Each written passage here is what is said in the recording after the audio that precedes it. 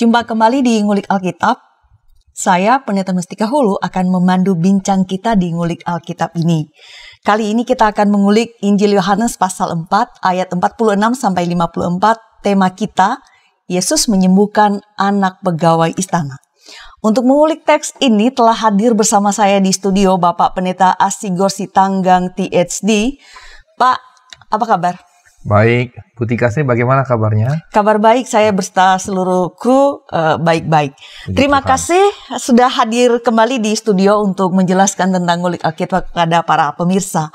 Sahabat, Bapak Pendeta Asigor Sitanggang adalah dosen Sekolah Tinggi Filsafat Teologi atau STFT Jakarta.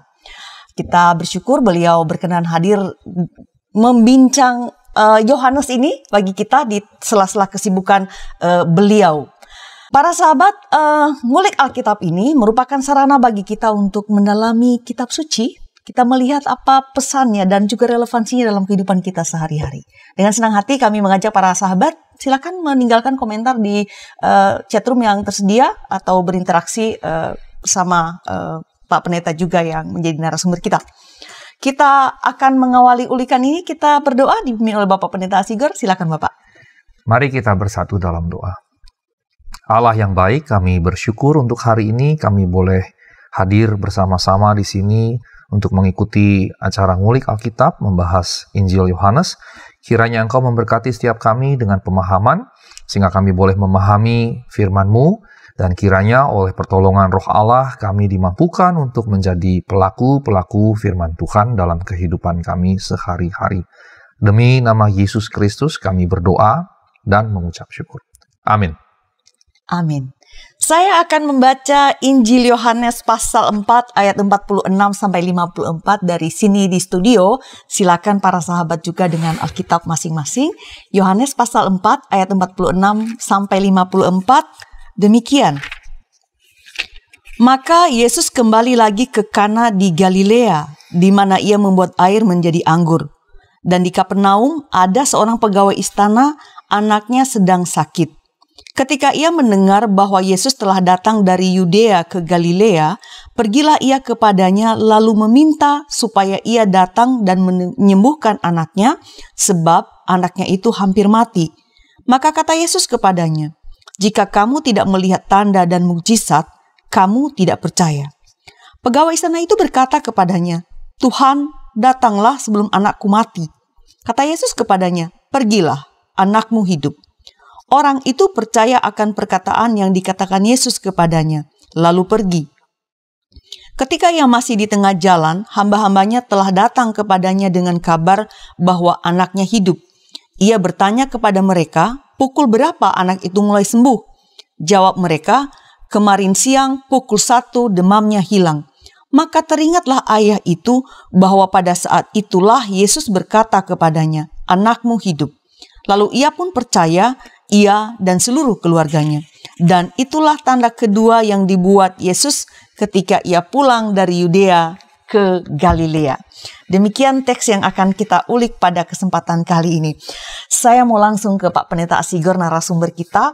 Perikop ini dibuka dengan semacam keterangan bahwa di tempat inilah di ayat 46 Yesus mengadakan mujizat, mengubah air menjadi anggur yang sudah dibicarakan sebelumnya. Nah, yang ingin saya tanyakan membuka ngulik kita kali ini, Pak. Apakah penyebutan ini hanya sekadar keterangan saja untuk mengantarkan kisah ini, atau ada maksudnya menyebutkan tentang mujizat sebelumnya ini, Pak? Baik, terima kasih Bu Tika. Bapak yang terkasih, di ayat 46 yang baru saja dibacakan oleh Bu Tika menyatakan bahwa Yesus kembali lagi ke Kana yang ada di Galilea. Setelah sebelumnya, kalau menurut kisah Injil Yohanes, dia dari Yerusalem. Walaupun kalau kita lihat dari ketiga Injil sinoptik, sebetulnya urutannya tidak demikian. Dan ini yang perlu kita camkan baik-baik ketika kita membaca keempat Injil dalam Alkitab.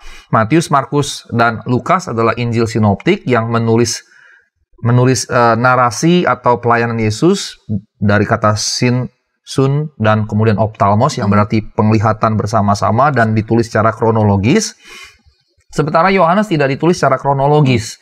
dia tidak ditulis dalam urutan-urutan yang kronologis seperti Matius, Markus, dan Lukas. Karenanya kita jadi melihat di pasal 4 di ayat-ayat sebelumnya, Yesus dari Yerusalem. Sementara di ketiga Injil Sinoptik, Yesus hanya di akhir pelayanannya pergi ke Yerusalem.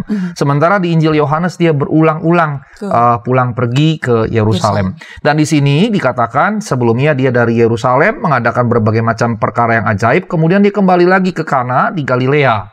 Dan ketika dikatakan di dalam teks kita ayat 46, di mana ia membuat air menjadi anggur, maka ini jelaskan merujuk pada pasal 2 ayat 1-11 ketika Yesus mengubahkan air menjadi anggur dalam pesta perkawinan di Kana, begitu ya.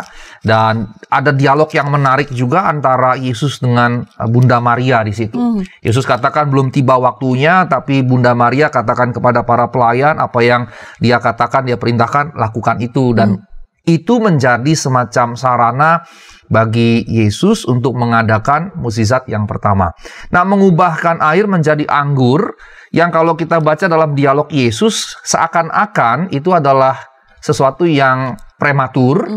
Tetapi kalau kita melihat dialog Yesus dengan Maria, sebetulnya itu jadi sebuah pertanyaan yang sifatnya penggalian. Yesus mau melihat apakah ibunya percaya kepada dia bukan sebagai sekadar anak, tapi sebagai Mesias, sebagai Tuhan, yang juga terjadi dalam narasi kita kali ini. Nah, ketika Maria meminta pelayan menyediakan apa yang Yesus minta, dan kemudian karenanya Yesus mengubah air menjadi anggur, Yohanes kemudian menggunakan istilah semeion atau tanda.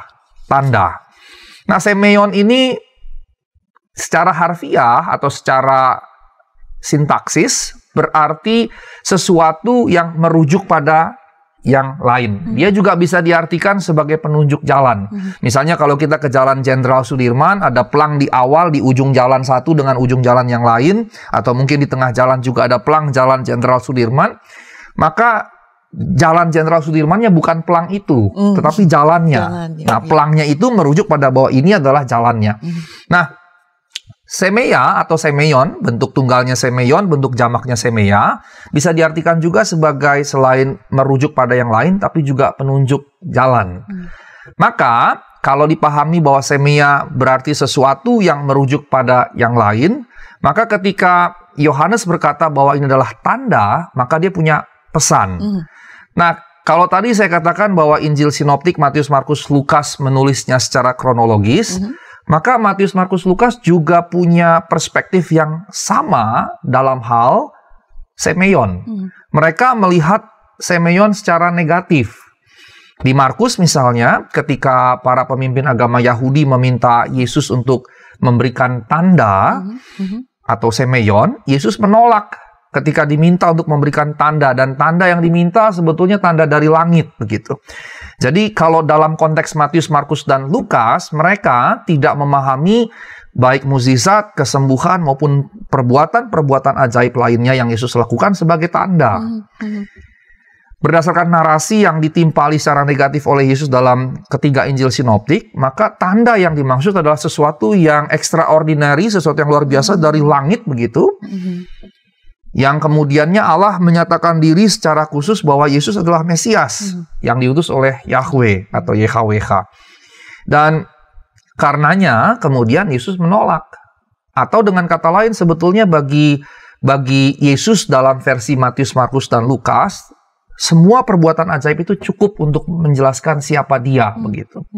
Tapi mereka meminta sesuatu yang jauh lebih, begitu. Karena mungkin dalam perspektif mereka, para nabi juga melakukan itu. Para nabi di perjanjian lama, Elia, apalagi Elisa, melakukan banyak mukjizat, begitu. Kita tahu misalnya Elisa juga membangkitkan orang mati, bahkan tulangnya pun membangkitkan orang mati, begitu. Tetapi sekali lagi dalam ketiga Injil Sinoptik, jelas sekali mereka kompak atau satu perspektif bahwa Yesus menolak ketika diminta untuk memberikan tanda dari langit.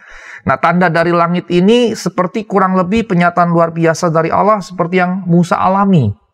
Ketika Musa misalnya naik ke Gunung Sinai, begitu ya, kemudian 40 hari 40 malam di sana, kemudian diberikan loh batu, dan orang-orang Israel ketakutan, begitu. Jadi ada rasa takut ilahi begitu, ketakutan, kegentaran ilahi, sehingga rakyat Israel kan bilang, kamu saja yang ke sana, kami tidak. Karena teks Alkitab berkata mereka memiliki takut ilahi karena ada pernyataan-pernyataan ilahi yang luar biasa. Nah, ini yang mereka harapkan dari Yesus. Kalau Musa begitu, Yesus harusnya begitu. Musa kan cuma nabi, Yesus mengklaim dirinya Mesias, bahkan anak Allah, harusnya lebih dong. Tapi Yesus justru dengan tegas menolak begitu. Nah, dalam Injil Yohanes teologinya berbeda. Jadi ketika bicara teologi tanda atau teologi semeion, ketiga Injil sinoptik Matius, Markus, Lukas memahaminya negatif. Tetapi dalam Injil Yohanes justru yang dipahami adalah positif. Karenanya mengapa di perikop kita dimulainya dengan mengubahkan air menjadi anggur yang merujuk pada Yohanes 2 ayat 1-11. Mengapa? Karena Yohanes memahami bahwa mengubah air menjadi anggur adalah tanda atau semeion yang pertama. Jadi kalau bagi ketiga Injil sinoptik Matius, Markus, Lukas dilihat secara negatif, Yohanes malah melihatnya positif. Dengan demikian dalam Injil Yohanes, mukjizat-mukjizat ini justru dipahami tanda atau semeia dalam bentuk jamak karena banyak tandanya. Di air yang jadi anggur disebut tanda yang pertama, dalam narasi kita sekarang disebut tanda yang kedua, sehingga korelasinya jelas. Dan bagi Yohanes karenanya teologi tanda berarti semua perbuatan ajaib, mukjizat, kesembuhan dan lain-lain adalah tanda yang menunjuk pada kemesiasan Yesus. Berarti bagi Yohanes, dalam teologi Yohanes, mukjizat-mukjizat memainkan peranan sebagai tanda peneguhan. Kalau tanya Yesus adalah Mesias, buktinya mana? Buktinya adalah tanda-tanda ini. Itulah teologi yang dibangun oleh Injil Yohanes. Baik, tadi Pak Pendeta Asigur menjelaskan bahwa dalam Injil sinoptik 3 itu Matius, Markus, Lukas itu ada perbedaan dalam melihat apa yang dilakukan oleh Yesus begitu, bahwa semeion tanda itu dilihat secara negatif, tetapi di dalam Injil Yohanes kita melihat bahwa Yohanes melihat itu secara positif begitu, bahkan menjadi tanda peneguhan bahwa ini tandanya bahwa dia Mesias gitu. Nah, Yesus mengadakan mujizat pertama di Kana. Itu dibuka di ayat 46 tadi gitu, dan sudah dikatakan sebelumnya di pasal 2 begitu. Ia mengubah air menjadi anggur. Kini ketika dia kembali lagi ke Galilea untuk kedua kali, katakanlah begitu, ada sebuah kasus yang berbeda. Seorang anak pegawai istana sakit. Nah, yang ingin saya tanyakan, apakah peristiwa ini yang nanti akan menghasilkan kesembuhan hanya semacam kebetulan, atau sebetulnya ada makna lagi juga yang sedang dibangun oleh Yohanes sebetulnya? Baik, terima kasih Bu Tika. Seperti yang tadi saya katakan bahwa Injil Yohanes berbeda dengan ketiga Injil sinoptik. Ketiga Injil sinoptik menyusun pelayanan Yesus secara kronologis. Kronologis itu kan dari kronos, berarti urutan waktu begitu. Sementara Injil Yohanes menjahit kalau kita bisa katakan sebagai seorang penjahit begitu ya, yang menjahit baju ini misalnya. Dia menjahit Injilnya atau merangkai Injilnya dengan kepentingan-kepentingan teologisnya. Maka ketika misalnya pasal 4 ayat 46a mengaitkan dengan pasal 2, maka tentunya ada pesan penting. Nah, karenanya kita lihat mulai di ayat 46b, setelah dikatakan Yesus tiba di Kana di Galilea, kemudian dikatakan, dan di Kapernaum ada seorang pegawai istana, anaknya sedang sakit. Nah, Bapak yang terkasih dalam Tuhan Yesus Kristus, ini yang menarik, pegawai istana di sini nggak disebut namanya, anaknya juga nggak disebut. Di dalam narasi yang lain di ketiga Injil sinoptik ada misalnya Yairus yang namanya disebut, yang putrinya tidak disebut. Tetapi di sini dua-duanya tidak disebut, alias anonim. Dan pegawai istana merupakan terjemahan dari basilikos. Nah, basilikos sebetulnya kata sifat. Artinya berkaitan dengan raja. Basileus itu raja. Atau kalau bahasa kita ningrat begitu ya. Ningrat. Bisa juga berarti berasal dari raja. Itu pengertian dari kata sifat basilikos. Sesuatu yang bersifat kerajaan, sesuatu yang bersifat ningrat, atau seseorang dan seterusnya. Atau yang berasal dari raja. Nah, dalam perumpamaan kita kali ini, dalam penggunaan dalam narasi kita kali ini, dia bukan jadi kata sifat, dia jadi kata benda, ya, jadi sosok, jadi orang, jadi figur. Di teks-teks yang lain, di Kisah Para Rasul 12 ayat 20-21, Yakobus 2 ayat 8, dia digunakan sebagai kata sifat. Tapi dalam teks kita, yang hanya muncul 2 kali di sini, dan nanti di Yohanes 4 ayat 49, tetapi artinya hanya di dalam narasi ini, dia menjadi kata benda, menjadi sosok, menjadi figur. Nah, ini menunjukkan sebetulnya orang yang bersangkutan punya posisi yang sangat tinggi. Bahkan secara harfiah, Basilikos itu bukan sekedar pegawai istana, tapi perwira raja. Jadi dia punya ranking yang tinggi sekali, begitu. Karena dia dikaitkan dengan Basileus tadi, begitu, dengan raja. Tidak serta-merta setiap pegawai istana berkaitan dengan raja.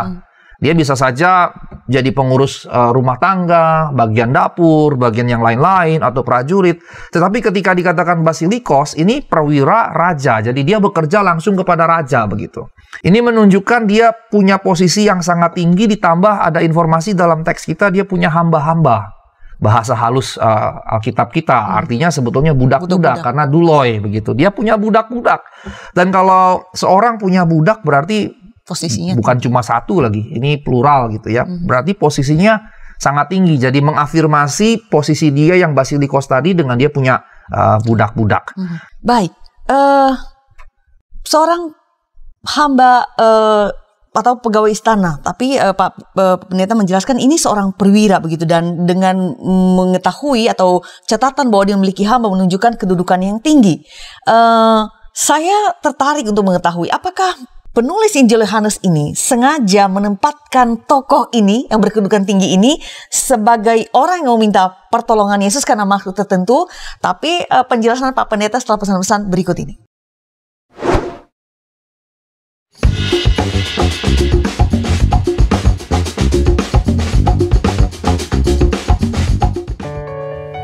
Sahabat, YKB GKI TV menayangkan program baru yaitu Balada, bedah lagu dan aransemen di channel Bedah Lagu.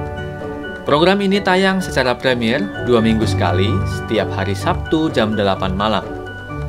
Jangan lupa like, subscribe, dan bagikan kepada sebanyak mungkin orang. Tuhan memberkati.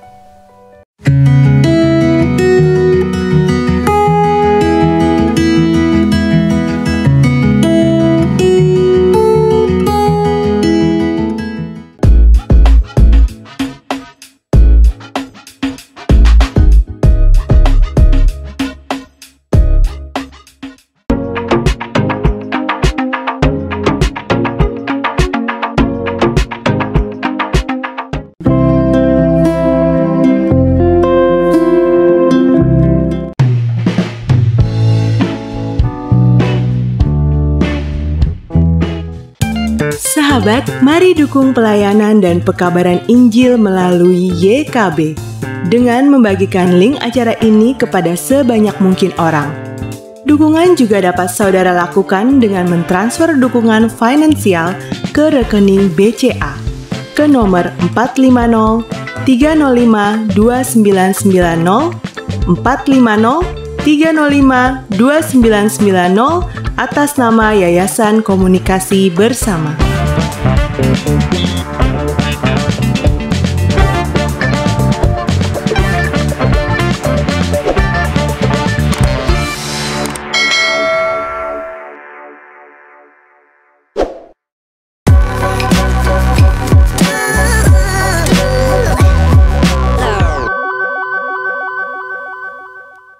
Masih di Ngulik Alkitab bersama saya Pendeta Mestika Hulu dan narasumber kita Bapak Pendeta Asigor Sitanggang. Kita sedang membicarakan Yohanes 4 ayat 46 sampai 54. Tema kita kali ini Yesus menyembuhkan anak pegawai istana. Kita lanjutkan ulikan kita. Di akhir segmen pertama tadi Pak Pendeta Asigor menjelaskan bahwa orang atau pegawai istana yang datang kepada Yesus ini adalah sesungguhnya seorang perwira raja. Bagaimana kita tahu bahwa dia adalah orang yang memiliki kedudukan tinggi, dia memiliki hamba-hamba atau kata lainnya budak-budak. Menutup segmen pertama tadi saya ada pertanyaan saya kepada Pak Pendeta Asigor, apakah mungkin penulis Injil Yohanes ini sengaja menempatkan seorang berkedudukan tinggi sebagai yang datang meminta pertolongan kepada Yesus? Kenapa saya mau menanyakan itu, membuka ngulik kita ini, karena kebayang gak sih ada seorang yang kedudukannya tinggi, tapi kemudian datang meminta bantuan pada orang yang sebetulnya juga masih sebagian orang meragukan keberadaannya, Pak. Gimana ini? Ya, baik. Terima kasih, Bu Tika. Benar sekali, Bapak yang terkasih. Kalau kita bandingkan secara sosial, status sosial atau posisi sosial dari kedua figur kita kali ini, yang satu perwira raja, dan kalau kita lihat dia tinggal di Kapernaum, begitu, maka bayangannya adalah mungkin saja raja yang dimaksud adalah Raja Herodes yang ada di Yerusalem, dan dia ditempatkan di Kapernaum, begitu ya. Jadi dia bisa dianggap sebagai perpanjangan tangan dari sang raja, begitu ya. Nah, kalau dalam konteks kita ada raja, kemudian ada di kota yang lain sebagai perwira raja, mungkin saja setaraf dengan kalau konteks sekarang gubernur. Mungkin begitu ya. Nah, pada sisi yang lain ada sosok Yesus yang secara umum dikenal sebagai wanderer rabbi atau rabi pengelana, begitu, atau wandering rabbi, rabi yang mengelana, berkelana. Umumnya rabi saat itu punya tempat pengajaran, punya tempat sekolah, begitu, punya ruang pengajaran yang dimana dia mengajar, murid-murid datang, begitu, baik dari segi pendidikan umum sampai juga ke Taurat segala macam. Dan kelas rabi menjadi kelas yang terhormat kalau punya status rabi seperti itu. Tetapi Yesus tidak punya sekolah, tidak punya tempat pengajaran, tidak punya rumah pengajaran, tidak punya kalau rumah pengajaran zaman dulu bisa diantara lain disebutnya Bet Hamidrash, begitu. Tapi Yesus tidak punya, dia dikenal hanya rabi pengelana, begitu, rabi pengelana. Karenanya dia selalu dicurigai rabi pengelana yang bisa dikatakan eksentrik juga, begitu ya, eksentrik juga. Dan karenanya dimanapun dia, Mahkamah Agama atau Sanhedrin selalu mengutus orang untuk melihat. Ini mengerjakan berbagai macam pekerjaan ajaib, terus ajarannya kok begini. Jadi sering dikirim semacam mata-mata dalam tanda kutip oleh Mahkamah Agama. Nah, dengan memperbandingkan status sosial atau posisi sosial keduanya, ini sebetulnya berbeda jauh. Tetapi ayat 47 dalam teks Alkitab kita menyatakan bahwa ketika pegawai istana atau perwira raja ini mendengar bahwa Yesus telah datang dari Yudea ke Galilea. Yudea itu dekat Yerusalem, tentunya sekitar situ. Dan Yudea itu bisa dikatakan provinsi top, begitu. Kalau di negara kita ya Jakarta, begitu ya. Sementara dari Yudea balik ke Galilea. Nah, ini mungkin bandingannya kampung saya lah, gitu, Samosir, mungkin begitu ya. Karena memang ada perbedaan begitu di antara keduanya. Nah, ketika dia mendengar Yesus datang dari Yudea ke Galilea, tepatnya di Kana, sementara dia tinggal di Kapernaum, dia pergi menemui Yesus. Sementara jarak Kana dengan Kapernaum dengan Kana kurang lebih 40 km. Nanti juga akan menjadi penting ketika di bagian akhir dia berjalan begitu ya, pulang. Tapi sekarang kita bahas dulu kata mendengar. Nah, kata mendengar ini terjemahan dari akuo. Secara harfiah, akuo itu berarti memberi telinga untuk mendengar. Kan kalau kita waktu kita anak-anak gitu ya, kalau orang tua panggil Asigor, kita bisa aja pura-pura nggak dengar gitu. Iya. Asigor sini, pura-pura tidur begitu kan, atau pura-pura main nggak dengar begitu. Nah, kata akuo di sini bukan sekedar mendengar untuk melupakan, tetapi mendengar yang dikaitkan dengan ketaatan. Sehingga ketika kita bicara dari segi ketaatannya, maka ketaatan dipahami sebagai mendengar, tetapi nggak berhenti di mendengar, memahami apa yang didengar, dan kemudian melakukan yang didengar dan dipahami.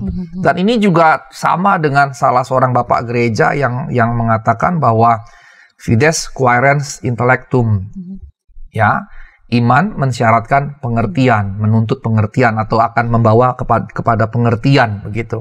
Dengan kata lain, ketaatan di sini dipahami sebagai mendengar, memahami yang didengar, melakukan yang didengar dan dipahami. Berarti ketaatan berkaitan erat dengan mendengar. Dengan mendengar. Bukan mendengar untuk melupakan, melainkan mendengar dan kemudian berupaya untuk memahami apa yang didengar, dan kemudian berupaya melakukan apa yang sudah didengar dan dipahami. Dan menarik bahwa baik dalam teks Perjanjian Baru maupun teks Perjanjian Lama, keduanya sama ketika bicara ketaatan. Ketaatan selalu dimulai dengan mendengar, baru kemudian memahami yang didengar dan kemudian melakukan yang didengar dan dipahami. Nah, informasi bahwa pegawai istana atau perwira raja ini mendengar, ini memberikan satu poin yang menarik, bahwa kalau dia mendengar kan berarti ada yang menyampaikan kepadanya. Dia mendengar tentang Yesus begitu. Teks Alkitab kata mendengar bahwa Yesus telah datang dari Yudea ke Galilea, berarti ada yang menginformasikan bahwa Yesus sudah hadir di situ, bahwa kehadiran pelayanan Yesus menjadi berita bagi rakyat. Karena dari Yudea ke Galilea, orang langsung tahu dan nyebar. Dan bayangkan dari Kana, Yesus tibanya di Kana. Tapi orang di Kapernaum 40 km jauhnya dari Kana tahu begitu. Ya, ini mungkin seperti kita dari sini, orang di Cibubur tahu. Kalau zaman sekarang dengan teknologi wajar. Zaman dahulu, ini berarti apa? Berita yang disampaikan dari mulut ke mulut secara masif begitu. Secara cepat dia menyebar begitu. Dan ini menunjukkan sebetulnya, sekalipun tadi saya katakan bahwa dia dikenal sebagai wandering atau wanderer rabbi, dan secara sosial tidak setinggi rabi-rabi yang ada menjadi anggota Sanhedrin dan punya ruang-ruang kelas untuk mengajar, tapi justru menunjukkan secara proletar begitu ya, dia begitu kuat pengaruhnya kepada rakyat biasa begitu, sehingga sampai dari mulut ke mulut. Ini menunjukkan preferensi rakyat saat itu kepada Yesus sebetulnya. Dan yang menarik, Ibu Bapak yang terkasih, Butika juga, ini jadi pola dalam seluruh pelayanan Yesus. Dalam banyak narasi mukjizat yang Yesus kerjakan, yang dicatat, yang diceritakan oleh keempat Injil, orang-orang yang disembuhkan Tuhan Yesus selalu datang kepada Yesus karena sebelumnya mendengar berita-berita tentang mukjizat, perbuatan ajaib, kesembuhan yang Yesus lakukan. Ini menunjukkan satu hal, ada peranan hidden actors yang menjadi pemberita-pemberita akan pelayanan yang Yesus lakukan. Dan walaupun saya sebut hidden actors, dan mengapa saya sebut hidden actors? Karena namanya tidak disebut, dan dia jadi kayak taken for granted begitu, ya pokoknya ada aja, karena secara naratif dia tidak disebut, tapi secara konsekuensial pasti ada yang memberitakan. Karena dikatakan ketika dia mendengar, ada yang menyampaikan. Dari Kana dan Kapernaum yang 40 kilo ini berarti betapa cepatnya berita itu. Dan berarti ada pemberita-pemberita atau aktor-aktor yang tersembunyi yang tidak disebutkan. Tetapi justru mereka yang memainkan peranan yang sangat penting. Sebab tanpa mereka, berita tentang Yesus tidak sampai kepada perwira raja ini. Tanpa mereka tidak akan sampai kepada orang-orang lain. Justru sekalipun hidden, tetapi important. Sekalipun dia tersembunyi, tapi justru memainkan peranan yang penting. Dan ini jadi pola yang selalu hadir dalam pelayanan Yesus. Dan hadir dalam keempat Injil kanonik, Matius, Markus, Lukas, dan Yohanes. Dia tidak hanya di Yohanes, tapi dia ada di Matius, di Markus, dan di Lukas. Misalnya narasi Zakeus. Zakeus, ketika Tuhan datang ke Yeriko, dia ingin tahu. Karena dia sudah mendengar berita-berita tentang Yesus. Dia kepo banget begitu. Dia coba cari. Dan yang menarik di dalam narasi Zakeus misalnya, yang mungkin suatu saat akan kita ulik juga, Zakeus berusaha melihat tapi orang nggak kasih lihat. Dan karena dia adalah tukang pajak begitu, dan tukang pajak jadi public enemy-nya orang-orang Yahudi, maka ketika Yesus dikerumuni massa yang memang juga mungkin punya minat yang sama mencari tahu, karena Yeriko itu bisa dikatakan di bawah Yerusalem dan sekitar juga 40-60 km dari Yerusalem, dan Yeriko menjadi pemukiman dari para pemimpin agama Yahudi yang bekerja di Yerusalem, yang tiap weekend begitu pulang ke Yeriko begitu. Nah, dengan kata lain sebetulnya orang-orang yang mengerumuni Yesus di Yeriko adalah orang-orang yang memang pernah mendengar, pernah melihat, dan seterusnya. Dan mungkin juga para pemimpin, imam kepala, dan juga orang-orang Farisi, ahli-ahli Taurat yang kerja di Yerusalem. Tapi ketika Zakeus mau menerobos, dia tidak bisa masuk. Dan mungkin saja Zakeus nggak masuk karena kebencian mereka terhadap pemungut cukai, tukang pajak. Sehingga mungkin aja disikut, pergi lo, gue nggak mau lihat. Pergi lo, jangan ikut ke sini, lu kan orang berdosa. Tetapi Zakeus nggak putus asa. Dia panjat pohon, dia cari pohon. Yang saya juga suka sekali menggunakan narasi ini.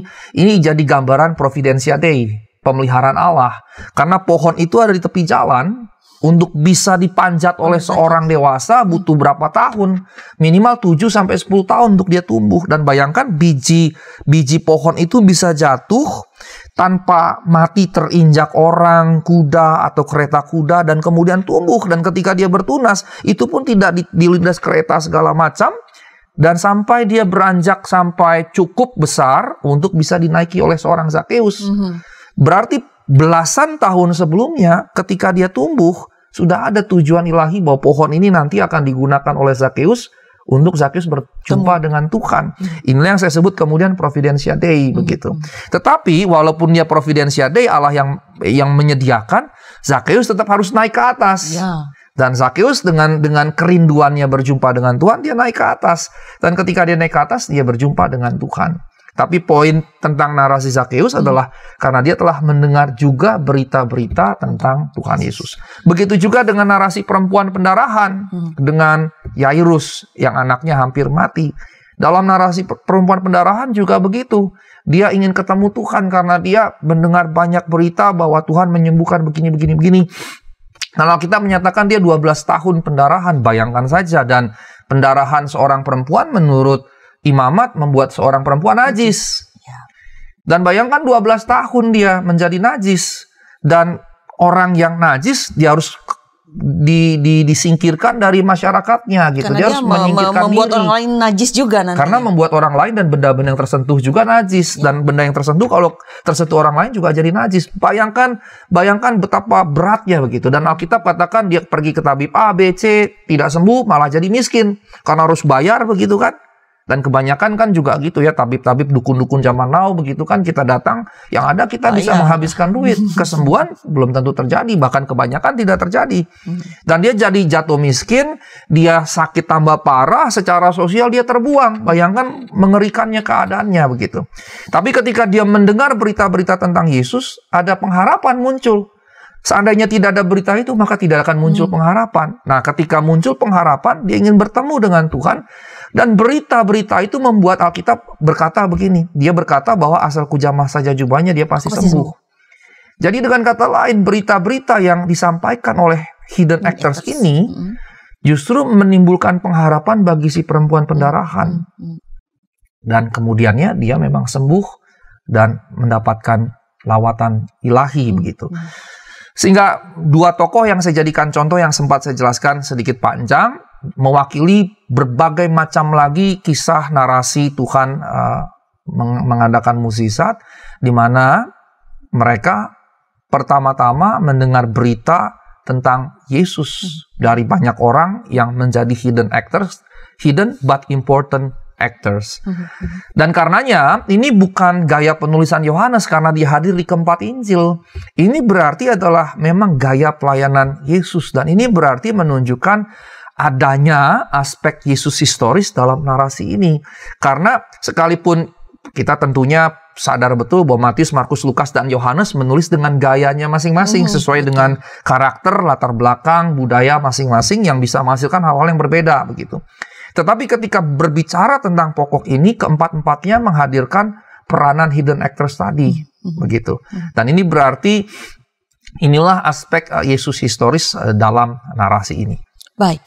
Dua hal saya mau saya catat atau garis bawahi dalam penjelasan Pak Pendeta Sigor barusan, bahwa pertama ini menunjukkan gaya pelayanan Yesus, dan gaya pelayanannya ini justru menunjukkan pada kita bahwa dia adalah Yesus historis gitu, artinya benar-benar ada, tidak sekadar karang-karangan penulis Injil-Injil ini begitu. Dan kemudian yang kedua adalah tentang hidden actors ini, mereka adalah orang-orang yang tidak disebutkan namanya tetapi memberitakan pelayanan Yesus sehingga banyak orang mendengar puluhan kilo. Bedanya zaman kita sekarang dengan gadget, kita cepat sekali sepersekian second sudah ketahuan gitu kedengaran, tapi ini berbeda, puluhan kilo itu sampai. Nah, saya mau mengatakan bahwa hidden actors ini membawa atau memperjumpakan orang kepada Yesus, dan itu nice thing, baik banget begitu loh. Mereka bersedia tidak disebutkan namanya, si A, si B. Kalau kita sekarang kan pengen tampil supaya dikenal, tapi mereka nggak peduli. Yang mereka pedulikan adalah orang mesti mendengar tentang Yesus supaya orang mengalami pemulihan, mengalami pengharapan dan sebagainya. Dan saya jadi ingin mengatakan bahwa itu perlu kita lakukan juga di zaman sekarang ya. Nggak perlu nama kita disebut, tapi gimana Tuhan orang-orang berjumpa dengan Tuhan dan mengalami kehidupan yang lebih baik. Ya, benar sekali Bu Tika. Ibu Bapak yang terkasih, hidden actors ini sebetulnya siapa sih kalau dalam konteks modern? Ya kita semua sebetulnya. Kita semua, setiap orang percaya sesungguhnya haruslah memainkan peranan hidden but important actors ini. Jadi kita dikacaukan dengan gaya modern, dengan selebriti, sosialita, Famous. medsos, ya, Harus ya famous. betul. Kita harus jadi terkenal segala macam begitu. Padahal justru dalam setiap narasi ini, hidden actors memainkan peranan yang sangat penting. Tanpa hidden actors, berita tentang Yesus tidak sampai kepada pegawai istana, tidak sampai kepada perwira raja, tidak sampai kepada Zakeus, tidak sampai kepada perempuan pendarahan, dan tidak sampai kepada siapapun, dan orang tidak mengalami perjumpaan dengan Yesus. Justru sebetulnya narasi-narasi ini menunjukkan bahwa perjumpaan dengan Yesus terjadi karena adanya hidden but important actors ini. Sehingga Ibu Bapak yang terkasih, sebagai anggota-anggota jemaat, kita perlu memainkan peranan ini. Jadi kita bukan mencari fame gitu, popularity, kita bukan mencari pujian, tapi yang mesti kita kerjakan adalah bagaimana kita menjadi bridge antara orang yang membutuhkan Yesus dan Yesus itu sendiri. Sekalipun kita nggak dikenal begitu. Sekalipun seperti pegawai istana ini, apakah dia memberikan apresiasi kepada orang yang kepadanya memberitakan tentang Yesus? Teks tidak berbicara, mungkin dia berikan apresiasi, tapi teks tidak berbicara. Teks tidak merekam itu dalam catatan sejarah, karena Alkitab ini tercatat dari ribuan tahun yang lalu dan akan tercatat selama-lamanya. Dia tidak tercatat, mereka tidak tercatat, tapi pegawai istananya tercatat, begitu. Dalam narasi yang lain, Yairus misalnya tercatat, tapi yang memberitakan kepada Yairus tidak tercatat, begitu.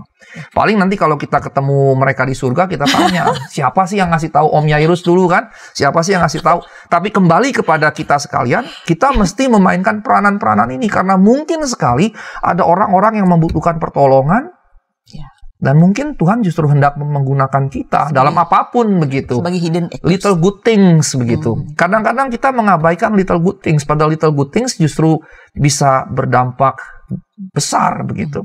Nah, karenanya ketika kita melihat dialog antara Yesus dan pegawai istana atau perwira raja ini datang kepada Yesus dan dikatakan dia memohon supaya anaknya yang hampir mati disembuhkan. Ini juga menunjukkan mereka ini dalam keadaan yang desperate sebetulnya, ya, desperate begitu, desperate needs. Ada kebutuhan yang begitu genting begitu, anaknya hampir mati dan ia memohon supaya Yesus menyembuhkan. Dan yang menarik adalah permohonan kepada Yesus adalah supaya datang ke rumahnya. Dan ini menarik karena dengan Yairus, Tuhan pergi ke rumah Yairus. Tapi dengan ini, Tuhan nggak pergi. Tapi dua-duanya sama-sama mau mati begitu. Sama-sama mau mati.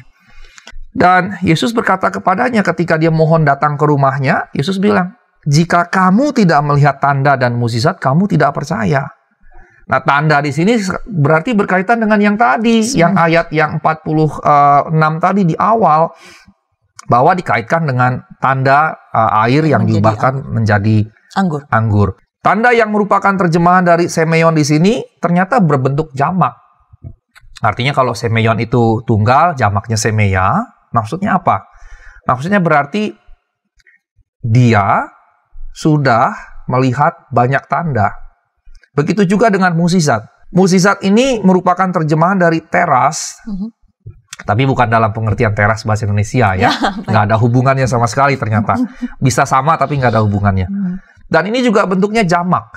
Nah, dengan menggunakan semeia dan teras dalam bentuk jamak, berarti ia melihat banyak tanda dan mukjizat, bukan hanya satu.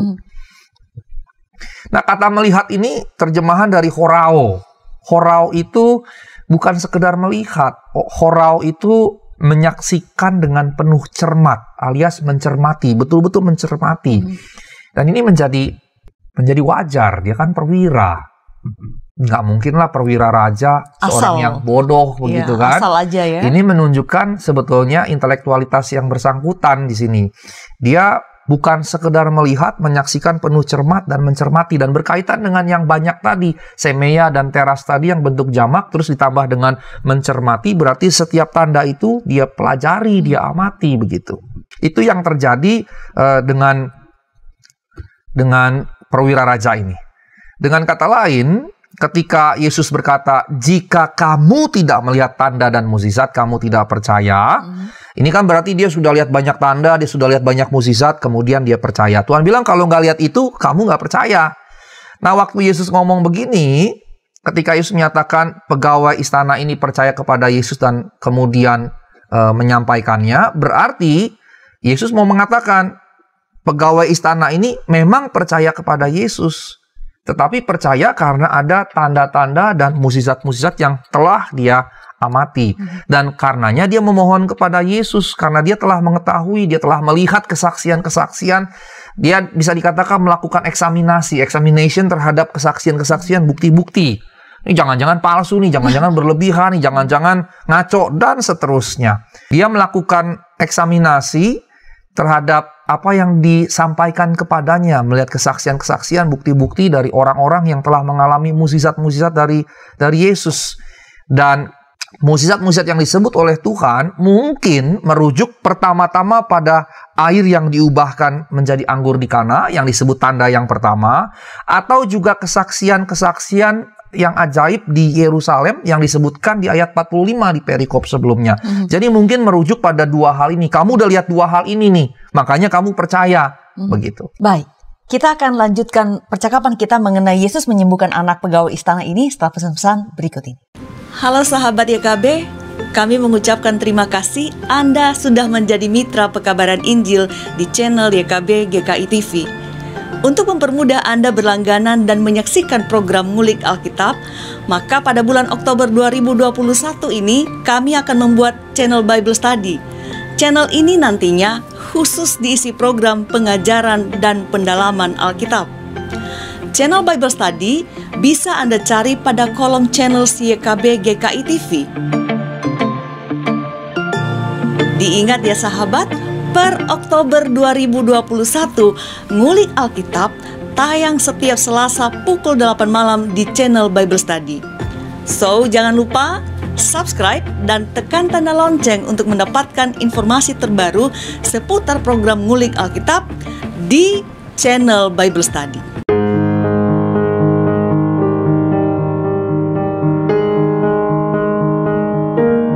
Sahabat, kami mengucapkan terima kasih karena sudah menjadi mitra pekabaran Injil di channel YouTube YKB GKI TV. Untuk mempermudah sahabat berlangganan dan menyaksikan program renungan berbahasa daerah, maka pada bulan November ini kami membuat channel YouTube YKB berbahasa daerah. Channel ini khusus diisi program-program berbahasa daerah yang ada di Indonesia. Diingat ya sahabat, mulai bulan ini program seperti Bahasa Dede bahasa Nias, Palam Oroha bahasa Toba, Pepalem Pusuh bahasa Karo, Pamalas Uhur bahasa Simalungun, Pepalem Ate bahasa Pakpak Dairi, Pani Ismanah bahasa Sunda, Pangayeming Manah bahasa Jawa, Panadoh Ati bahasa Dayak Ahe, Penyadingan Atei bahasa Dayak Ngaju, Piranai Atei bahasa Dayak Maanyan, Umpama Tana Pena bahasa Toraja, Papan Sungai Naunga bahasa Talaut, Pakateno Unau bahasa Siau, Mari Kasagar Hati bahasa Kupang, Pamaringo Eti bahasa Sumba, Mapalolinekaf bahasa Timur, dan bahasa daerah lainnya akan tayang di channel YouTube YKB berbahasa daerah. Jangan lupa subscribe dan tekan tanda lonceng untuk mendapatkan informasi video terbaru di channel YouTube YKB berbahasa daerah. Terima kasih. Tuhan Yesus memberkati.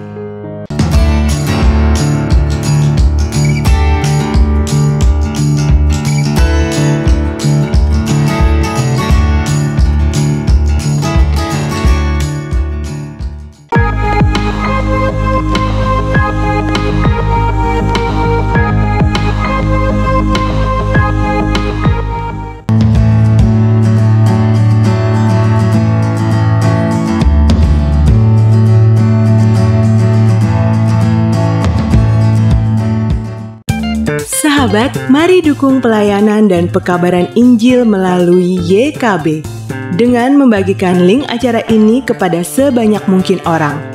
Dukungan juga dapat saudara lakukan dengan mentransfer dukungan finansial ke rekening BCA ke nomor 450 305 2990 450 305 2990 atas nama Yayasan Komunikasi Bersama.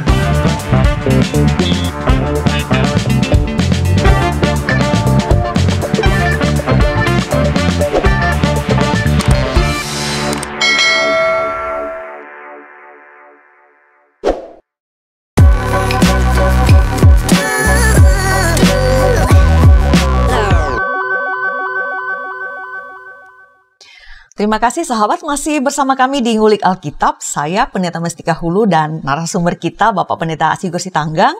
Kita mengulik Yohanes pasal 4 ayat 46 sampai 54 dengan tema Yesus menyembuhkan anak pegawai istana. Kita sudah berada di segmen terakhir. Mari kita gunakan kesempatan ini untuk meminta ulikan Pak Pendeta Asigor mengenai Yohanes 4 ayat 46 sampai 54 ini. Tadi kita sudah percakapan dua segmen ini sangat menarik. Kiranya para sahabat juga menikmati percakapan kita yang sangat menarik ini. Di akhir segmen kedua tadi Pak Pendeta Asigor menjelaskan bahwa dalam dialog yang terjadi antara Yesus dan si perwira, Yesus mengatakan kepada si perwira ini bahwa iya, kamu datang ke sini, kurang lebih begitu bahasa sehari-hari ya, dan meminta tolong padaku karena kamu udah mendengar, kamu sudah eksaminasi banyak hal mengenai apa yang sudah kuperbuat. Nah, yang ingin saya tanyakan membuka segmen ketiga dan sekaligus segmen terakhir ini, mengapa seolah-olah Yesus mempersoalkan hal ini? Tadi di sebelumnya Pak Pendeta Asigor menjelaskan tentang keberadaan hidden actors yang menceritakan tentang pelayanan Yesus. Nah, bukankah memang tujuannya supaya pelayanan Yesus itu memang untuk diketahui? Nah, kenapa sekarang dipersoalkan, Pak? Apa maksudnya ini? Baik, terima kasih Bu Tika. Ibu Bapak yang terkasih dalam Tuhan Yesus Kristus, ada model yang juga tampil bukan hanya dengan perwira raja ini, tetapi juga misalnya tadi saya sudah cerita tentang Yesus dengan Bunda Maria. Ketika Yesus bilang, mau apa engkau ibu dariku, waktuku belum tiba, itu sebetulnya bukan sebuah rejection, bukan sebuah penolakan bahwa Yesus nggak ingin melakukan yang Maria lakukan, tetapi itu lebih kepada pendalaman penggalian.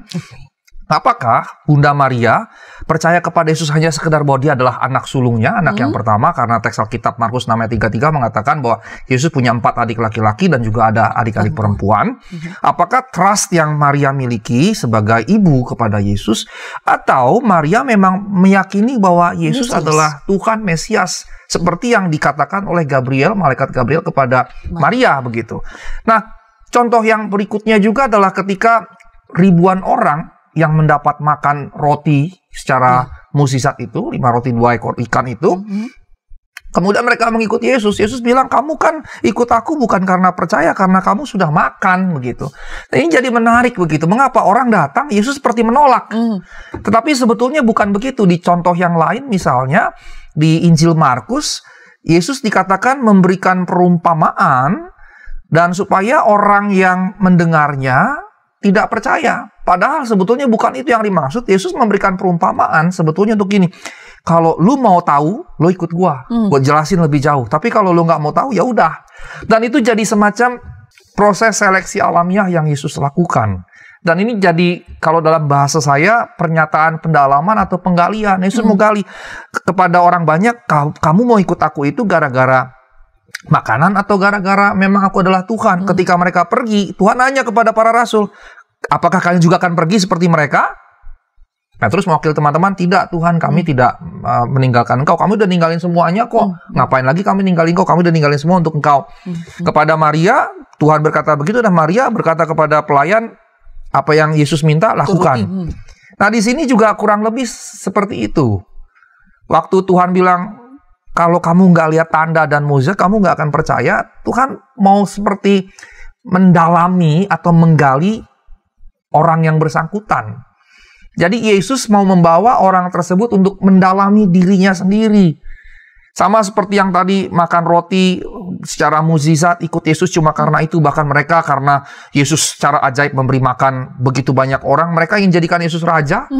Tapi karena itu Yesus kabur begitu, pergi menghindarkan diri dari mereka begitu. Nah, di sini Tuhan juga mau mendalami. Tuhan mau mengajak si perwira ini untuk mendalami dirinya sendiri. Apakah ia hanya percaya kepada Yesus sekedar karena mukjizat dan tanda, dan mencari tanda dan mukjizat itu, mendapatkannya dan seterusnya. Sehingga kalau nggak ada tanda, nggak ada mukjizat, dia tidak percaya kepada Yesus.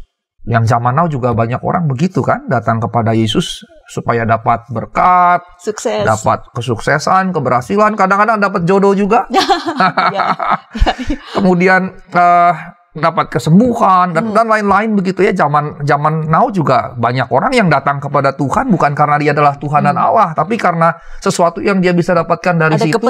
Ada kepentingan, vested interest, entah langsung dari Tuhan Yesus, dia pikir Tuhan Yesus akan memberikan yang dia mau, atau mungkin lewat gereja atau lewat sesama orang percaya di dalamnya gitu. Wah, ini orang baik nih ya, gua bantu dan seterusnya. Apakah karena mencari Yesus karena itu, atau karena memang dia adalah Tuhan dan Allah? Nah, ini yang mau didalami. Dan Tuhan bawa si perwira ini mendalami itu. Nah, yang menarik kemudian adalah respons pegawai istana ini. Ketika dia berkata, Tuhan, datanglah sebelum anakku mati. Nah, kata Tuhan ini terjemahan dari kurie. Sebutan, kalau kata bendanya adalah kurios. Yang menarik di sini, dia tidak memanggil Yesus sebagai entah rabi guru atau nabi. Begitu ya, para murid cukup sering memanggil Tuhan rabi, guru. Orang-orang Yahudi kebanyakan manggil dia rabi. Tetapi pegawai istana atau perwira raja ini, yang kita nggak tahu ini orang Romawi Yunani atau orang Yahudi yang diperbantukan ke sana, kita tidak tahu karena teks Alkitab kita tidak berkata demikian. Tetapi dia menyebut Tuhan Yesus sebagai Tuhan, memanggil Tuhan. Nah, yang perlu kita catat adalah begini. Dia pegawai istana atau pegawai raja, perwira raja, yang tentunya siapa kuriosnya? Ya rajanya begitu. Rajanya yang jadi kurios. Itu wajar dalam budaya pada saat itu, apalagi kalau kita mundur ke belakang begitu ya. Nebukadnezar misalnya sampai mendirikan patung dan meminta orang-orang menyembahnya. Ini salah satu ngulik Alkitab kita beberapa bulan yang lalu. Tapi juga setelah itu juga raja-raja Yunani Romawi menyebut dirinya sebagai Tuhan dan Allah gitu. Persekusi yang dialami gereja mula-mula rata karena kaisarnya, rajanya menganggap dirinya adalah Allah dan mesti menyembah begitu. Sehingga sebetulnya wajar kalau bagi si pegawai istana ini bahwa rajanya adalah kuriosnya, Tuhannya begitu. Tetapi ketika dia menyebut Yesus sebagai kurios, dia berarti memberikan satu pernyataan yang tegas sekali. Dan ini sebuah keberanian. Kok bisa kepada manusia biasa, dalam tanda kutip, kepada wanderer rabi yang biasa-biasa, rabi berkelana, rabi yang bukan dari kelas atas, begitu ya. Kok justru dipanggil kurios? Kan harusnya rajamu yang kamu panggil kurios. Atau secara tidak langsung sebetulnya jadinya dia mau menyatakan Yesuslah rajanya, begitu.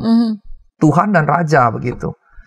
Jadi dia mengakui ketuhanan Yesus dalam pernyataan ini. Dan ini menunjukkan satu ketertarikan awal. Berarti dia tertarik pada Yesus. Dan memang pada awalnya dia tertarik karena tanda dan mukjizat. Tapi dia melakukan eksaminasi, dia cermati betul-betul. Dan karenanya itu yang mendorong dia pergi dari Kapernaum ke Kanaan 40 km jauhnya untuk berjumpa dengan Yesus. Tetapi justru itu, ini jadi yang menarik ketika Tuhan berkata, kalau kamu tidak melihat tanda dan mukjizat, kamu tidak percaya. Tapi Tuhan sebenarnya mau menggali. Artinya begini, justru memang karena awalnya melihat tanda dan mukjizat, dia jadi percaya. Tapi nggak berhenti di situ. Memang itu jadi awal, itu justru membuatnya menjadi percaya. Tetapi percayanya bahkan berlanjut sampai pada mempercayai bahwa Yesus adalah Tuhan. Begitu. Nah, ketika dia memohon kepada Yesus, ini juga menarik. Dia bilang kepada Tuhan, Tuhan ayo ke rumahku. Ini sebenarnya undangan terhormat kan. Kalau kita misalnya pendeta biasa gitu ya, kalau kita pendeta yang top gitu diundang oleh pejabat, biasa gitu ya, sama-sama tinggi gitu ya. Tapi kalau kita pendeta-pendeta biasa, pelayan-pelayan biasa begitu, diaken, diakones, penatua biasa di gereja kecil, diundang oleh bupati, rasanya udah hebat banget gitu. Kita kan seneng banget begitu kan. Di sini Tuhan justru ketika Tuhan datanglah ke rumahku, anakku hampir mati, sembuhkanlah. Tuhan nggak pergi ke rumahnya. Di Yairus dia pergi, kok ini enggak begitu. Terus apa yang Tuhan katakan? Cuma pergilah, anakmu hidup. Nah, ini menarik. Mengapa? Karena menunjukkan Yesus nggak punya metode tertentu. Yesus tidak punya metode tertentu dalam menyembuhkan. Makanya ini juga saya agak keluar sedikit kritik kepada siapapun yang sangat mengagungkan metode tertentu dalam hal apapun. Misalnya, ada orang yang mengagungkan minyak urapan. Apa-apa pakai minyak urapan. Didoakan mesti minyak urapan. Rumah baru mesti pakai minyak urapan. Kantor baru mesti pakai minyak urapan. Begitu ya. Asal jangan istri baru begitu kan. Nah, semuanya jadi minyak urapan, seakan-akan minyak urapan jadi satu hal yang luar biasa gitu. Padahal tidak.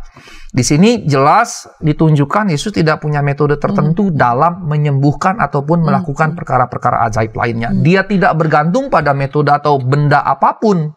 Tetapi karena ia berotoritas pada dirinya sendiri. Misalnya pernah ia menyuruh orang buta membasuh mukanya di kolam Siloam, disuruh pergi. Ketika 10 orang kusta datang, Tuhan cuma bilang, pergi ke para imam, tunjukkan dirimu. Nah, satu kali yang lain, Yesus meludah ke tanah, tanahnya diaduk-aduk. Terus hasil tanah yang diaduk-aduk dengan ludahnya kemudian dibalurkan ke mata orang yang ia sembuhkan, dan kemudian dia sembuh. Mungkin kalau metode ini kita pakai, kita bisa dimarahin orang ya. Kita ludahi tanah, kita aduk-aduk tanahnya, kita taruh ke mata orang. Apalagi gitu di masa pandemi ya. Apalagi di masa pandemi. Karenanya apa yang Yesus lakukan tidak serta-merta berarti kita juga bisa, perlu, apalagi harus lakukan begitu ya. Nah, di narasi ini Tuhan tidak berbuat apapun. Tuhan cuma berkata, pergilah, anakmu hidup. Dan yang menarik, orang itu pergi. Kalau kita lihat misalnya Naaman, ya, suruh ke kolam, terus Naaman bilang, di kampung saya, di negeri saya ada sungai yang jauh lebih indah dari ini. Baru kemudian ketika bawahannya bilang, apa sih salahnya kalau engkau lakukan itu? Kalau engkau nggak sembuh, ya udah. Tapi kalau sembuh kan luar biasa hasilnya begitu. Akhirnya Naaman menurut. Nah, ini punya kualitas yang melebihi Naaman begitu. Dia disuruh pergi, dia pergi. Dan ketika dia pergi dan dia dengar Tuhan berkata, pergilah anakmu itu sembuh, dikatakan dia percaya pada perkataan Yesus. Orang-orang bisa bereaksi menolak. Soalnya nggak ada ritual apapun kan. Dan kita, sebagian kita mungkin sangat bergantung pada ritual begitu. Saya mengampu mata kuliah okultisme eksorsisme, saya meneliti okultisme dan eksorsisme, khususnya eksorsisme dari berbagai aliran kekristenan dan juga berbagai agama. Rata punya ritual. Kelompok tertentu punya ritual tertentu. Dan kalau nggak ada ritual, orang bisa, ini kayaknya nggak bener deh. Nggak bener nih, karena kita sudah begitu terikat dengan ritual-ritual itu. Tetapi di sini dalam kejadian Yesus ini, perwira ini tidak menolak. Orang-orang lain mungkin saja bereaksi menolak. Tadi saya sudah berikan contoh Naaman di Perjanjian Lama. Karena tidak ada ritual apapun, tidak ada metode apapun, tidak ada sarana apapun, dan tidak ada tindakan apapun. Pergi saja begitu. Dan Yesus ada beberapa kali seperti 10 orang kusta juga suruh pergi begitu ya. Tapi ayat 50b menyatakan orang itu percaya akan perkataan yang dikatakan Yesus kepadanya lalu pergi. Jadi dia pergi bukan karena nggak percaya, pergi bukan karena kecewa. Kalau kita kembali ke contoh yang lain, orang muda yang kaya, Tuhan, apa yang mesti kuperbuat untuk masuk dalam kerajaan sorga? Tuhan bilang, jual semua harta. Tuhan sebentar Tuhan bilang, lakukan ini. Terus aku sudah lakukan itu semua dari sejak aku muda. Ada yang kurang, jual semua hartamu. Dan ketika diperintahkan begitu, dia pergi dengan kecewa. Tapi orang ini tidak pergi dengan kecewa. Alkitab mengatakan, orang itu percaya. Ia percaya, dikatakan, akan perkataan yang dikatakan Yesus. Artinya percaya pada firman Tuhan. Ia percaya akan perkataan Yesus. Saya mau memberikan underline di sini. Percaya. Nah, dia pergi dalam keyakinan iman. Dan ini juga masih kita stress out, kita harus tekankan ya, kita harus underline. Percayanya pada perkataan Yesus saat itu. Kita tidak bisa mengebiri setiap misalnya kita baca Alkitab, kita baca teksnya, kita imani bahwa sekarang saya bisa sembuh. Karena itu bukan percaya pada firman, itu lebih kayak positive thinking. Positive thinking tidak seperti itu, tidak demikian begitu. Yang dihadirkan dalam narasi ini bukan positive thinking, tapi percaya pada perkataan Yesus untuk dia saat itu. Yang tidak boleh kita generalisir. Kita generalisasi seakan-akan kalau kita percaya seperti si perwira ini, kita juga mendapatkan yang kita percayai. Itu bukan iman, itu lebih kayak keyakinan pikiran atau pikiran positif begitu. Nah, dia pergi dalam iman percaya kepada perkataan Yesus, dan dalam perjalanan pulang berjumpa dengan hamba-hambanya, dan hamba-hamba atau budak-budak Duloi tadi memberitahukan bahwa anaknya sudah sembuh. Terus dia bertanya, nah ini menunjukkan dia orang intelektual. Dia bertanya, kapan sembuh? Hamba-hambanya bilang, kemarin siang pukul 1 demamnya hilang. Dia mau ngecek berarti. Dan teks Alkitab katakan bahwa itu adalah waktu di mana Yesus berkata kepadanya, pergilah, anakmu sembuh. Dan kemarin siang jelas merujuk pada waktu orang itu bertemu dengan Yesus, karena ayat 53 menegaskan hal tersebut. Dan ini dia mengecek gitu. Sejalan dengan informasi di awal yang Horao tadi melihat, yang adalah mencermati. Nah, Bapak yang terkasih dalam Tuhan Yesus Kristus, jarak Kapernaum dengan Kana itu antara 30-40 km. Kalau dia berjalan kaki, itu makan waktu cukup lama. Dan kalau dia katakanlah naik kuda juga tetap memakan waktu yang lama.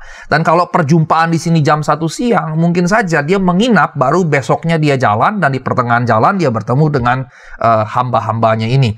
Ini mungkin menunjukkan dia memang sengaja bermalam dulu di Kana, baru berangkat malam, bisa karena faktor jam 6 begitu ya, karena jam 6 biasanya mereka memang berhenti bekerja, dan baru keesokannya pulang, yang karena perjalanan jauh 30-40 km. Kita tidak tahu apakah dia jalan kaki atau dia naik kuda dan seterusnya.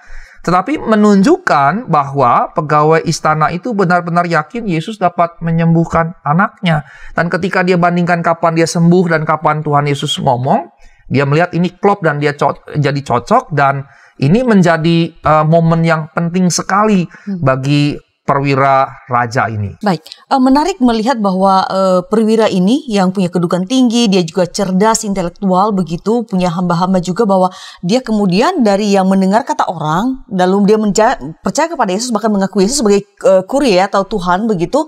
Nah, saya ingin Pak Pendeta menjelaskan apa yang mendorong perubahan ini, mengapa dia bisa mengalami seperti itu, atau apa yang mau dikatakan dengan perubahan atau fase-fase ini sebetulnya, Pak? Baik. Terima kasih Ibu Tika. Ibu Bapak yang terkasih, di ayat 53 ditegaskan bahwa kemudian setelah dia tahu anaknya sembuh, tiba di rumah begitu ya, Alkitab mengatakan dia dan seluruh keluarganya menjadi percaya kepada Yesus. Dan percaya di sini bukan sesuatu yang sifatnya statis atau titik begitu, tapi justru sesuatu yang sifatnya linear, perkembangan relasi iman dengan Yesus. Relasi iman dari perwira raja ini dengan Yesus. Pada tahap yang pertama, Yesus mengerjakan berbagai macam tanda dan mukjizat, dan kita tahu tanda dan mukjizat ini kemudian pada prosesnya berkembang kemana-mana dan tiba pada si perwira raja. Di tahap kedua, ketika dia mendengar, dia tertarik. Jadi ada ketertarikan di tahap awal. Nah, yang tahap ketiga, dia mencari Yesus. Dan ini sejalan juga dengan apa yang Yesus katakan, carilah maka engkau akan menemukan. Dan dia mencari Yesus dan dia menemukan. Itu tahap yang ketiga. Nah, tahap yang keempat, dia percaya pada perkataan Yesus. Ini saya mesti selalu menggarisbawahi perkataan Yesus, artinya yang secara verbal, secara lisan disampaikan Yesus kepada si perwira raja, dan ini tidak boleh diberlakukan secara umum begitu. Tapi di tahap ini dia percaya kepada perkataan Yesus. Nah, tahap yang berikutnya, tahap kelima, Yesus kemudian berkarya menyatakan kuasanya. Yang menarik adalah sebelum Yesus berkarya menyatakan kuasanya, Alkitab menyatakan dia percaya kepada Yesus. Sehingga dia menjadi korelatif antara iman percaya dengan bagaimana Yesus berkarya dalam kehidupannya, begitu. Sehingga ini menunjukkan bahwa sekali lagi sejalan dengan iman percaya kita sebagai orang Kristen, bahwa iman memainkan peranan yang sangat penting dalam relasi kita dengan Tuhan, begitu. Walaupun keselamatan kita terima menurut anugerah, tetapi dalam relasi kita dengan Tuhan, maka iman plays a significant role. Dan setelah dikatakan dia percaya kepada Yesus, Yesus berkarya. Dan momennya persis sekali ketika Yesus katakan itu, dia percaya, kemudian terjadi kemarin jam 1 siang itu. Nah, tahap yang keenam yang ada dalam narasi ini, ia dan keluarganya menjadi percaya. Nah, ibu bapak yang terkasih, di bagian dikatakan ia dan seluruh keluarganya menjadi percaya kepada Yesus, di ayat 53 bukanlah sesuatu yang tiba-tiba atau statis begitu. Bukan berarti bahwa sebelumnya dia tidak percaya. Karena kalau kita lihat prosesnya, kalau dia nggak percaya, untuk apa dia dari Kapernaum ke Kanaan 40 kilo sampai menginap segala macam begitu. Sangat melelahkan. Tetapi ini menunjukkan bahwa ketertarikannya membangkitkan iman dalam dirinya. Yang berproses, yang membuat dia mencari Yesus. Kalau dia nggak percaya, dia nggak akan mencari.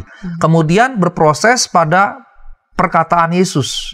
Artinya awalnya percaya pada berita orang, kemudian ketemu Tuhan, Tuhan ngomong percaya pada perkataan Tuhan, yang kemudian dipuncaki, klimaksnya adalah ia dan seluruh keluarganya menjadi percaya. Bukan berarti ini baru pertama kali percaya, tapi ini menunjukkan inilah klimaks perjalanan pergumulan imannya lewat proses yang seperti ini begitu.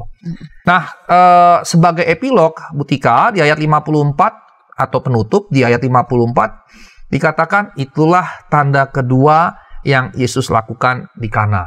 Sehingga di prolog tadi dikatakan bahwa di kota itu Yesus mengubah air menjadi anggur, di epilognya dikatakan tanda yang kedua.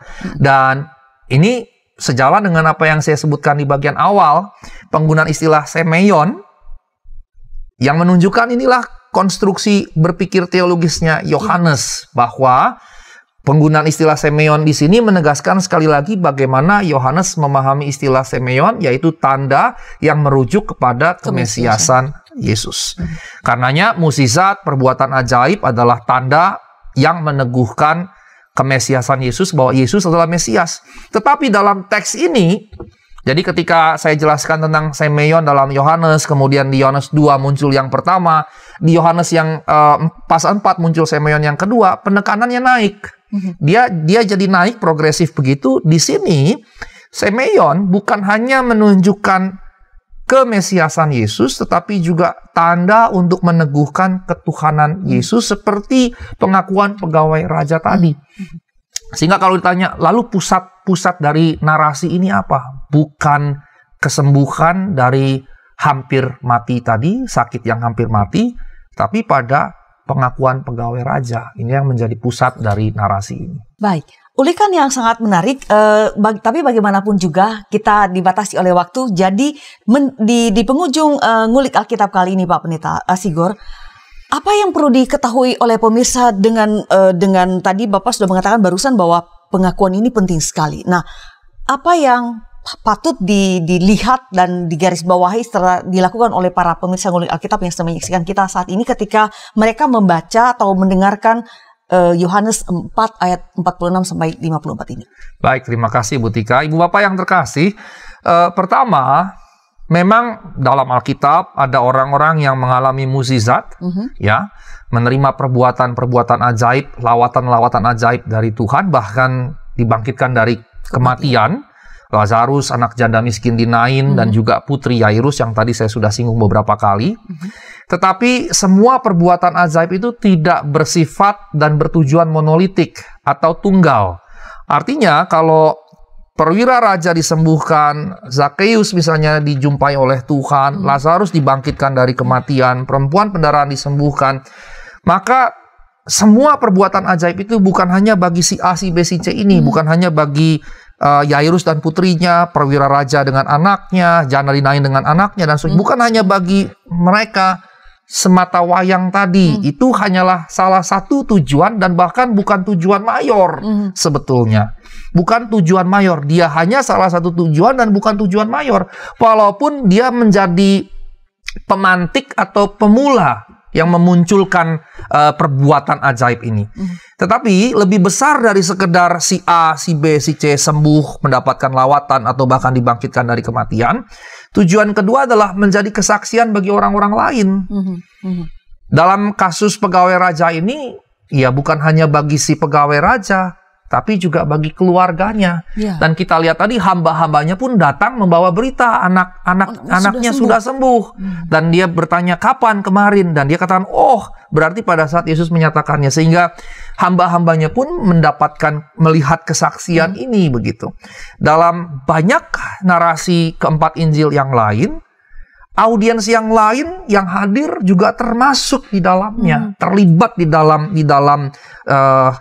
orang-orang yang mendapatkan dampak positif dari perbuatan-perbuatan yang ajaib tadi begitu.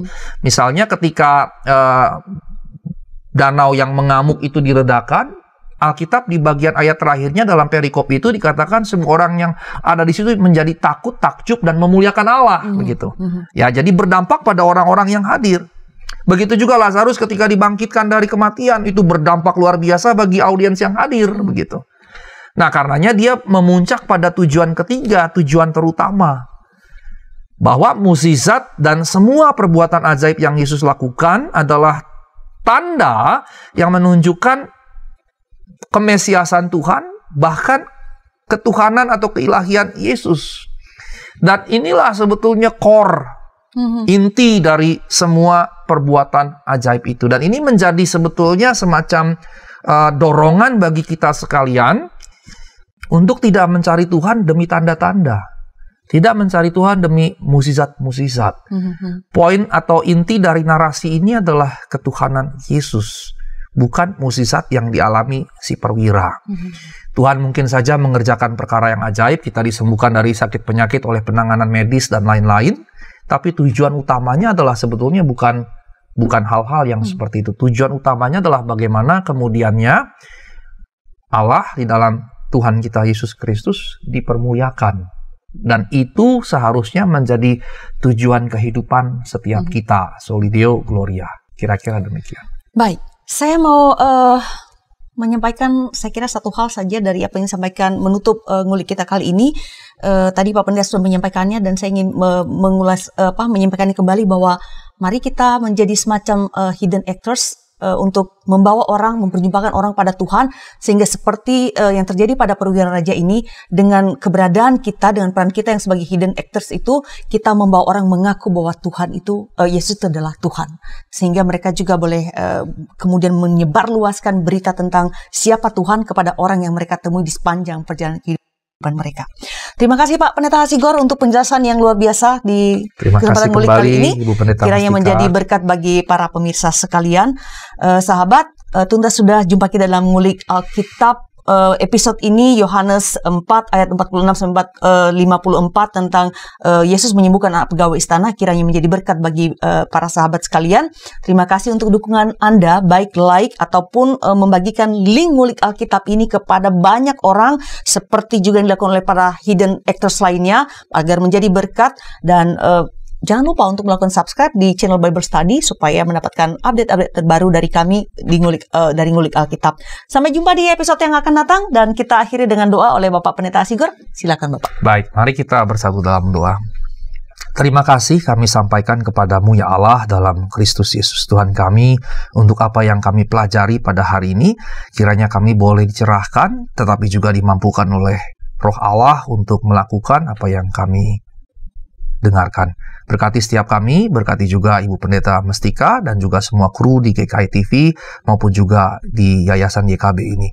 Tuhan boleh pakai bagi hormat kemuliaan nama Tuhan Yesus Kristus. Dalam namamu kami berdoa dan mengucap syukur. Amin. Amin. Sahabat, mari dukung pelayanan dan pekabaran Injil melalui YKB dengan membagikan link acara ini kepada sebanyak mungkin orang. Dukungan juga dapat saudara lakukan dengan mentransfer dukungan finansial ke rekening BCA ke nomor 450 305 2990 450 305 2990 atas nama Yayasan Komunikasi Bersama.